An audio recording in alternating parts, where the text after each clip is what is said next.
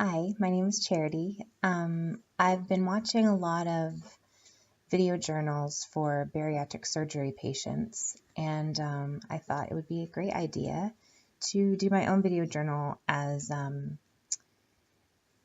these videos have really helped me a lot. Seeing other people's experiences, listening to other people's advice.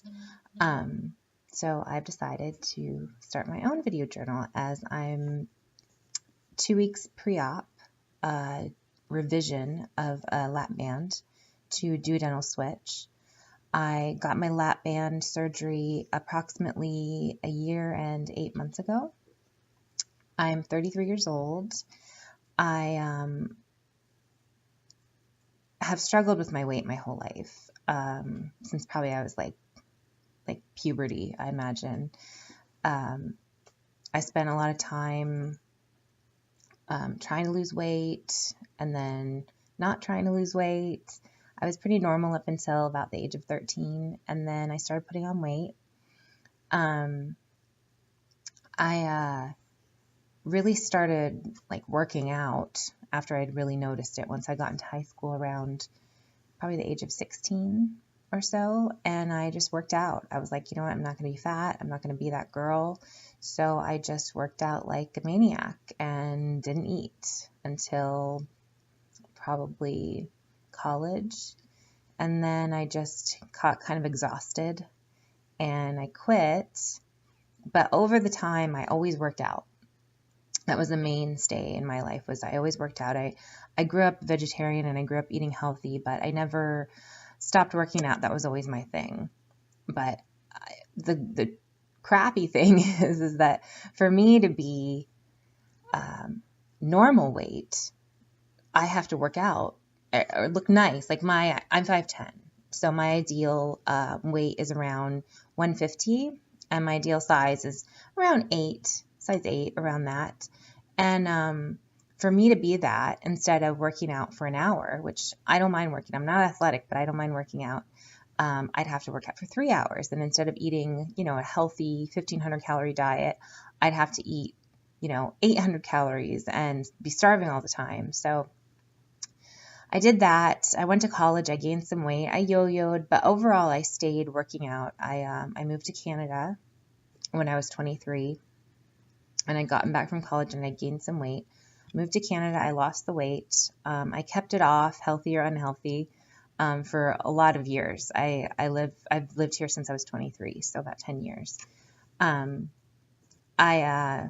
Sorry, I'm not used to this, the camera and speaking, and I'm terrible at public speaking, so you'll have to bear with me while I get used to it. It's a little embarrassing. So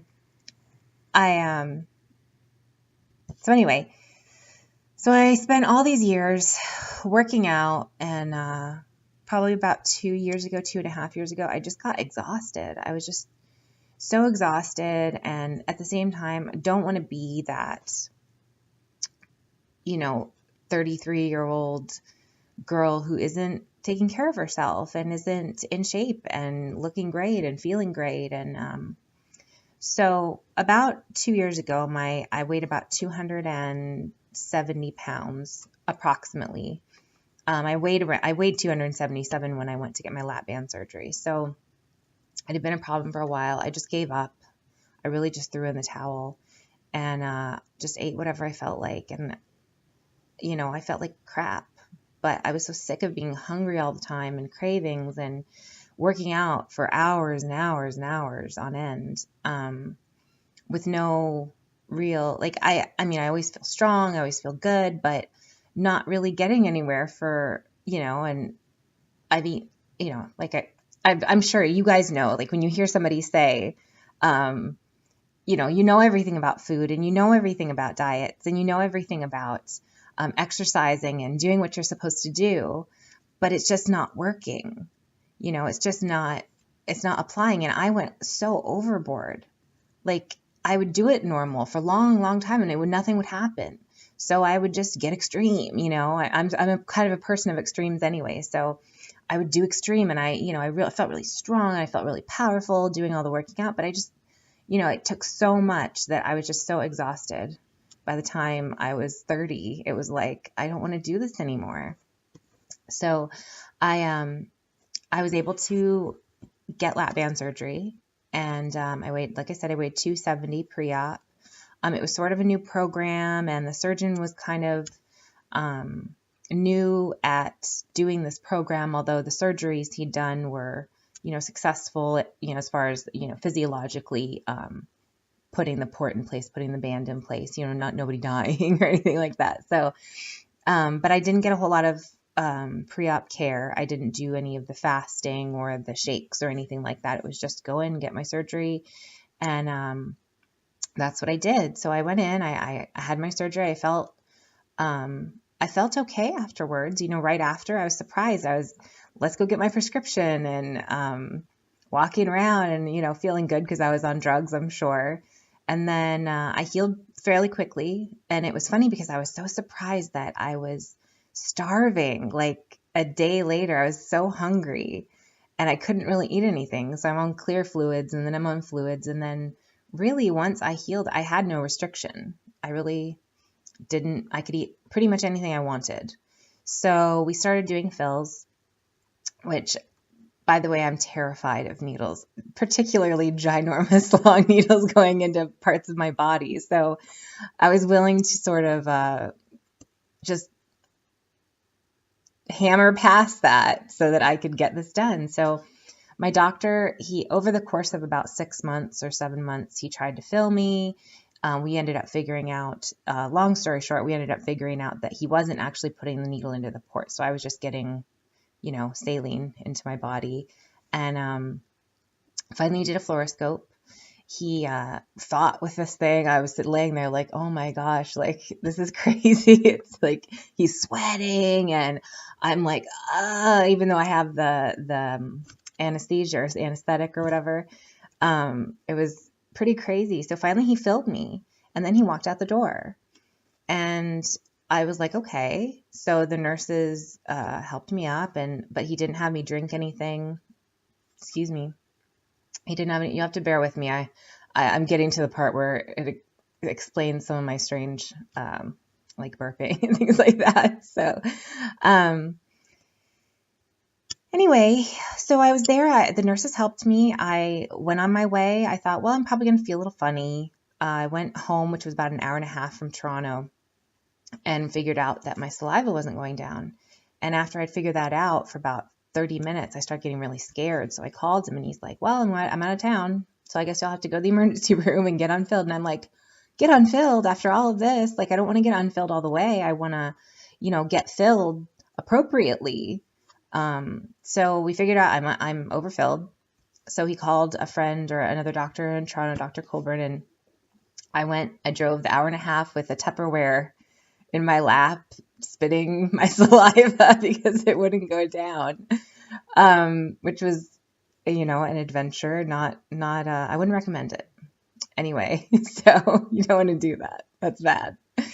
So I got there. He unfilled me 2 cc's. So originally I'd had 2 cc's in when they put the band in. I'm sorry. I know I have to get organized. I see people with their notes and things with their journals. I'm sure I'll figure that out. I just kind of wanted to wing it this first time.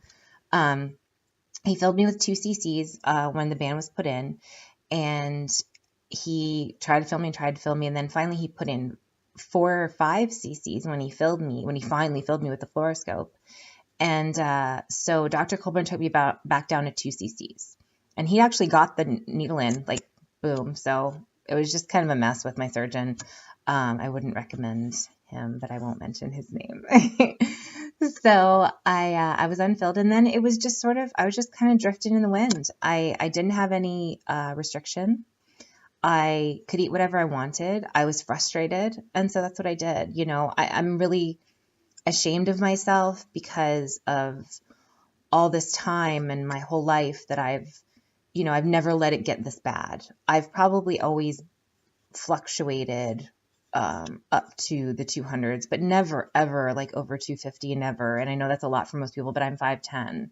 So it's not good, but it's not, that was always my biggest. Well, after my band failed, I I really, really got discouraged, and I got to where I just threw in the towel. I was like, you know what? I'm not doing this. I'm not getting anywhere. This band isn't working. It's just a useless thing. Why isn't this working for me? And so I just let it go, you know.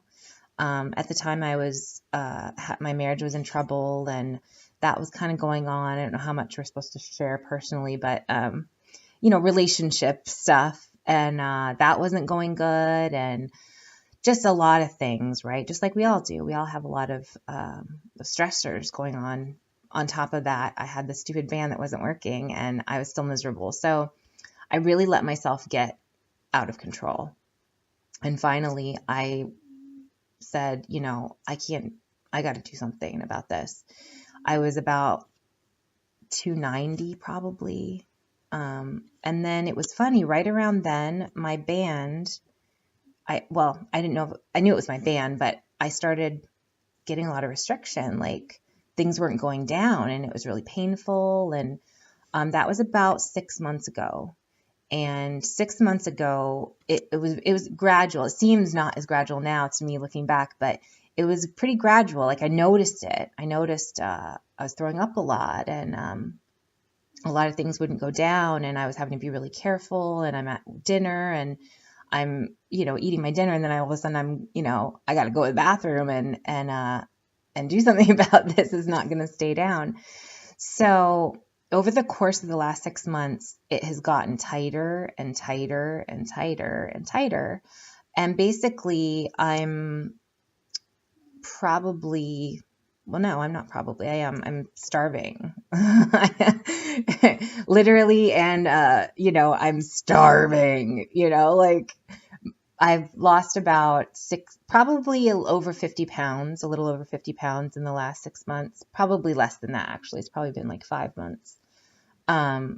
Purely because my band is just closing in on itself or something. I'm actually not really sure what has happened in there, but around the same time when it happened, I started researching. I gotta get this revised because it wasn't working anyway. And finally, I found a surgeon in Montreal. His name is Dr. Gagne, and he specializes in revisions from lap bands to the duodenal switch. I know it's a little bit extreme, and I know right now I'm at about 250-ish.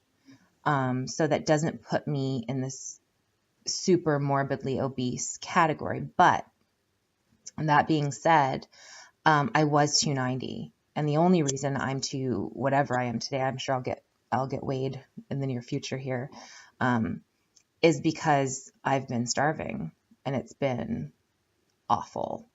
It has been a nightmare. I honestly, I've never been one to like I know when I was younger, I restricted a lot. I did all of that, but never to this extent continuously. Like, I can't cheat if I want to. And I know that sounds like a blessing to a lot of people, but when I'm a sugar addict, I mean, I can put it down, but I've got that drive, right? And for the last probably 2 months, like, I've got chocolate in my cupboard right now that I love, and all I want is a piece of meat. And like, all I crave now is like tangy, like vinegary hot sauce. I want everything to be spicy and vinegary. In fact, my mouth is watering right now because literally all I can ingest is, on a good day, I can get some water down. And today I got a little bit of soup down. But most days maybe a little bit of soup.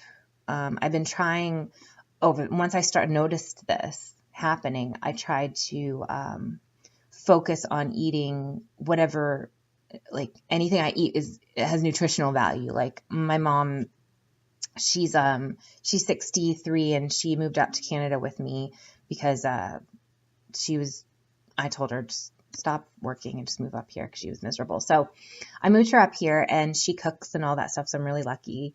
I'm a big child that my mommy still cooks for me, but she's a really great cook, and we've always eaten healthy. We've always known a lot about nutrition. So she makes me over this course that this has happened. She's made me a lot of soups, and today I was able to get a little bit down, but even like tea, I try to get down. Coffee, I don't really drink. Just water. Like I'm so thirsty. I'm so hungry. It's gotten probably in the last 2 months, it's gotten the worst where I can't really eat anything at all unless it's pure liquid, or even then. I mean, in the morning when I get up, I throw up water a lot of the time, most of the time. I feel like a forced bulimic. I don't know why you would ever want to be this way by choice. I know it's not a laughing matter. It's terrible, but like for me, I'm kind of a goofy person, and I like to laugh at, the worst stuff ever. I've got a bit of a twisted sense of humor. And, it's like when you have weight problems, you know about bulimia, you know about anorexia, you know about all of it, right? You know everything about food and, disorders and all of that stuff. So, if you'll excuse me for 1 minute, I'm just going to stop this for 1 second.